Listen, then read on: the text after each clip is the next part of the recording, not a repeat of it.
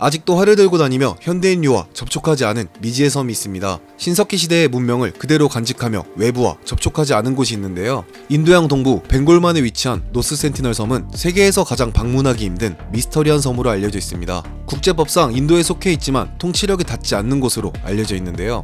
어째서 현대에도 발전이 되지 않은 미지의 부족이 있을까요? 산업화가 시작되며 인류는 자연스럽게 교류를 시작하였습니다. 이로 인해 각 문명은 서로의 지식과 정보가 옮겨지며 발전하기 시작하였죠. 하지만 문명화가 되어 있지 않은 고립되어 있는 곳은 접촉이 되기 어려운 까닭에 아직까지도 그들만의 문화를 고이 간직하고 있습니다. 노스 센티널 섬도 이런 이유로 아직까지 신석기 수준에 머물고 있는데요. 어째서 이들은 아직까지 문명화가 되어 있지 않을까요?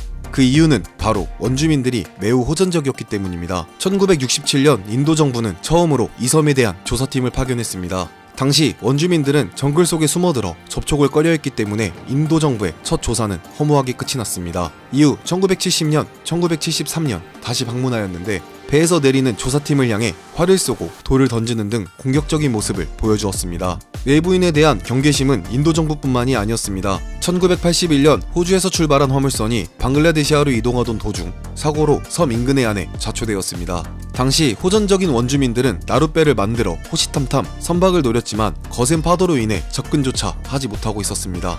이후 썰물이 되자마자 원주민들은 배에 접근하기 시작했습니다. 원주민이 접근하던 시기와 맞물려 구조작전도 시작되었는데 작업자들은 원주민에게 바나나를 주면서 호의적으로 인도작전을 펼쳤고 원주민들은 더 이상 배에 접근하지 않아 안정적인 구조에 성공하였습니다. 하지만 좌초된 화물선의 구조는 어려웠고 현재 지도를 보면 한쪽에 좌초된 배가 있는 모습을 볼 수 있습니다. 이 밖에도 2006년 술에 취해 불법 어획을 하던 2명의 남성도 섬까지 떠밀려 갔는데 원주민들은 이들을 바로 사살하였고 시체라도 회수하려던 인도군마저 거부하여 구조 없이 돌아온 사건도 있었습니다. 이후로 인도 정부의 태도는 개척보다는 부족 문화와 신석기 때부터 꾸준히 내려온 역사적 가치를 중요시 생각하여 더 이상 섬에 대해 관여하지 않는 방향으로 정책을 바꾸었습니다. 웃지 못할 이야기도 많은데 전 세계를 휩쓴 코로나 팬데믹에도 폐쇄된 섬의 특성상 피해를 전혀 입지 않았으며 미스터리한 섬의 특성상 많은 사람들의 관심을 불러왔기 때문에 구글 지도에 해당 지역의 정보를 등록하였고 아무것도 없는 섬에 KFC, 애플, 맥도널드가 등록되는 웃지 못할 해프닝도 있었습니다. 현재는 인도 해군의 감시와 더불어 섬에 대한 방문은 절대 불가하며